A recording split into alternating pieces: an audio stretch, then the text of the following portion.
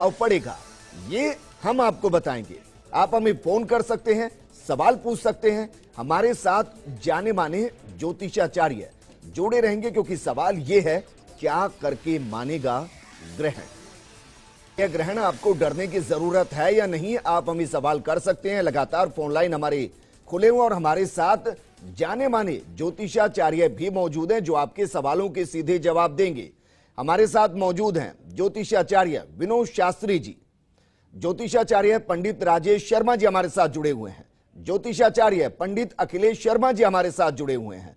इसके अलावा अजमेर से हमारे साथ ज्योतिषाचार्य पंडित कैलाशनाथ दादी जी जुड़े हुए हैं। बीकानेर से हमारे साथ आर.के. सुथार जी भी जुड़े हुए हैं। आर.के. सुथार जी, सर बेसिकली तो जनता यही जानना चाहती है कि जिस दंश से हम जूझ रहे हैं, मतलब कोरोना से, क्या सूर्य ग्रहण का कोरोना के साथ कोई कनेक्शन है? सूर्य ग्रहण खत्म जब होगा तो क्या कोरोना खत्म हो जाएगा या ज्यादा बढ़ जाएगा? कोई कनेक्शन आपको दिखाई दे रहा है?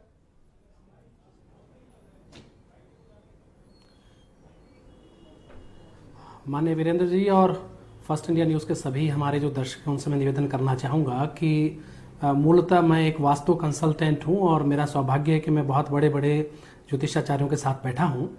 तो वास्तु की दृष्टि से अगर बात करें तो क्या होता है कि विज्ञान की जितने भी शाखाएं हैं वो सभी वास्तु के अंतर्गत आती हैं, सबका अध्ययन करना होता है। इसीलिए वास्तुशास्त्र जो है वो एक सुपर साइंस है। और उस दृष्टि से देखें तो ये सूर्य ग्रहण एक बड़ी खगोलीय घटना है, क्योंकि 500 साल बाद एक ऐसी घटना हो रही है जिसमें ज्योतिष के हिसाब से 6 ग्रह एक साथ वक्री हैं। तो ज्योतिषीय दृष्टि से विवेचना करना तो ज्योतिषाचार्यों का कार्य है, लेकिन अगर मैं वास्तु की दृष्टि से बात करूं तो बात यह है कि वैज्ञानिक तथ्य है और अनुसंधान से पता चला है कि चंद्रमा की जो कलाएं हैं उसका भी मानव के शरीर, मन और प्रकृति पर असर पड़ता है।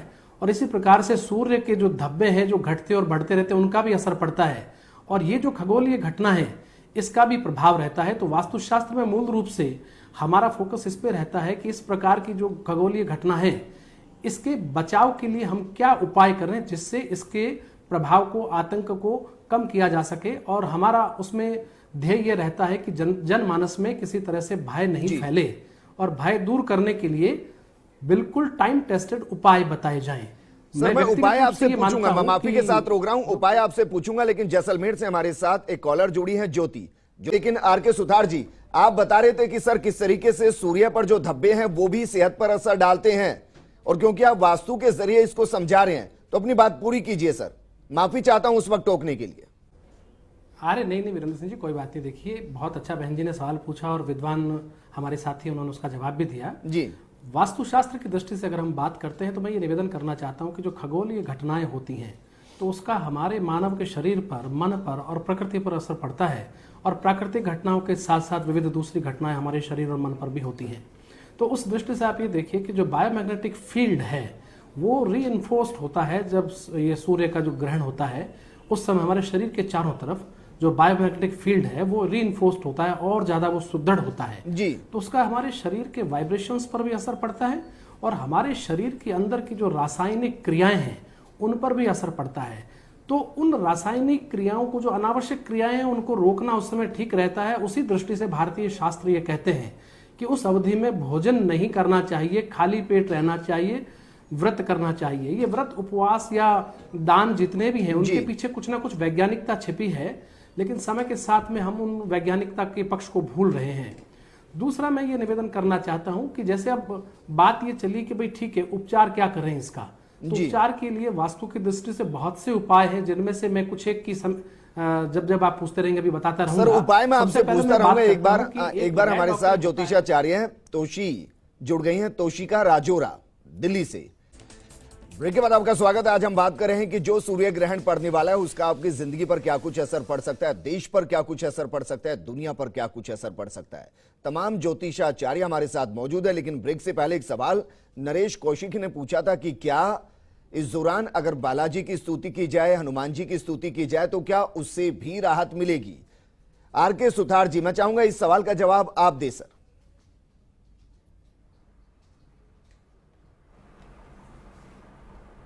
सर, ऐसा है कि देखिए, मन पे जो प्रभाव पड़ रहा, शरीर पे जो प्रभाव है वो कोरोना के रूप में पूरे विश्व में हम लोग देख रहे हैं जी। और मन पे प्रभाव जो विजिबल है बिल्कुल स्पष्ट वो ये है कि कोरोना के कारण से ही जो लॉकडाउन और आर्थिक स्थितियां बन रही हैं, तो सामान्यतः व्यक्ति का डिप्रेशन में जाना ये सब स्वाभाविक है जी। और फिर खगोलीय घटनाओं के जो अदृश्य प्रभाव है वो अलग से चल रहे हैं। तो देखिए, एक बात कहते हैं विद्वान लोग कि जब तूफान आया हुआ हो तो पायलट को यह निर्देश होता है कि वो विमान को धीरे चलाएं, तेज नहीं चलाना चाहिए। वैसे ही अभी मन को स्थिर रखने का विषय है, बहुत मन पर नियंत्रण रखने का विषय है। और मन पर नियंत्रण रखने के लिए आप धार्मिक पूजा पाठ जो भी करें वो तो करने ही चाहिए, जो भी बताएं विद्वान लोग। उसके अलावा बहुत से ऐसे काम है जो तकनीक के इस दौर में हम कर सकते हैं। हम अच्छी संगति रखें, अच्छी संगति के स्वरूप बदल गए। अब हम चाहें तो यूट्यूब पे अच्छे वीडियोस देख सकते हैं मोटिवेशनल, तो हम अच्छी किताबें पढ़ सकते हैं। हमको धैर्य के साथ इस समय को निकालना ही होगा। और आप ये मानिए, सबके लिए सब कुछ खराब नहीं होता। भारत के संदर्भ में दूरगामी दृष्टि से मेरा व्यक्तिगत विचार है कि सब कुछ बहुत अच्छा रहने वाला है भारत के लिए। चलिए, ये तो राहत की खबर। आप चलिए आर के सुथार जी, सर हमें 3 तरीके की तारीखें मिली हैं, 15 जुलाई, 18 जुलाई और अगस्त, जब कोरोना खत्म हो जाएगा। वास्तु इसको लेकर क्या कह रहा है? कुछ प्रिडिक्शन हो पाएगा इसको लेकर?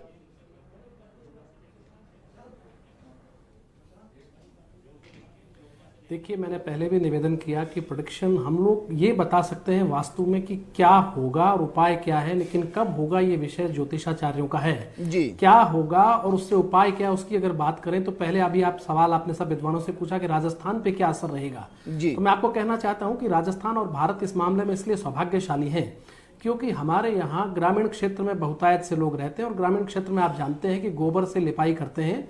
साथ ही आपने देखा होगा कि लाल रंग का एक रंग यूज करते हैं जो गेरू पत्थर होता है। और वैज्ञानिक अनुसंधान ये कहता है कि गेरू पत्थर जिसमें आयरन ऑक्साइड ज्यादा होता है, ये सूर्य ग्रहण के दौरान जितने भी तरह के रेडिएशंस होते हैं और सामान्यतः जो मानव जीवन के लिए हार्मफुल रेडिएशंस होते हैं उनसे बचाव करने में बहुत कारगर होता है। तो ग्रामीण क्षेत्र में और पूरे भारत में जितने लोग हैं, तो जो गोबर की लिपाई के घरों में रहते हैं उनको तो वैसे भी ज्यादा चिंता की बात नहीं है, सिवाय इसके कि उनको केवल घर के अंदर रहना है, बाहर नहीं निकलना।